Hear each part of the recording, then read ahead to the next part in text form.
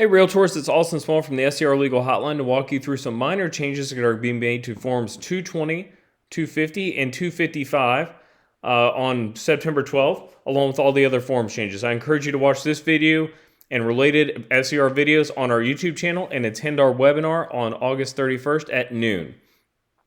So the first change we're going to go over is going to be to Form 220. That is your listing agreement. This change is being made to paragraph 13, option 1.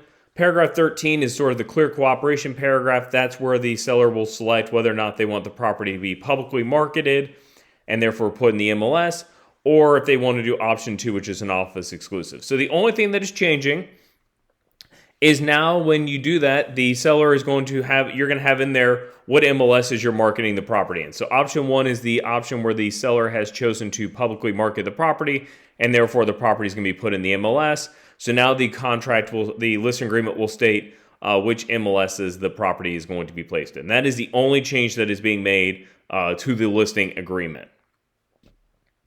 The other forms that are changing are Forms 250 and 255. Those are the conditional release from buyer agency and listing agreement forms.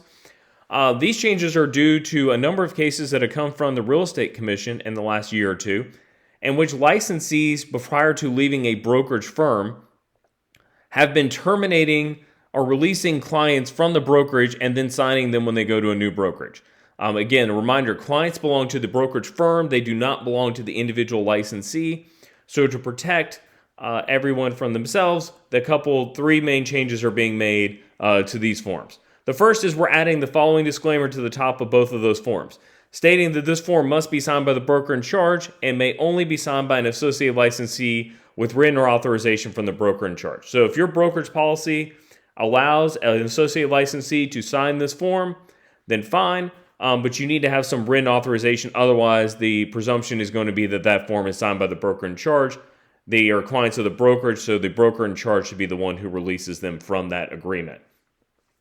The second change is going to be going along with that, changing any references in the form from broker to brokerage, and clarifying that any reimbursement costs that are paid as a result of releasing this client are going to be made to the brokerage firm and not the individual broker or the signer of the agreement. And then lastly, the signature line will no longer say broker. It will say broker in charge. Hopefully that will be an alert to everybody that, hey, this isn't like every other form. This needs to be signed by the broker in charge unless my broker in charge tells me in writing that I can sign it with their permission. So those are the only changes that are being made to Forms 220, 250, and 255.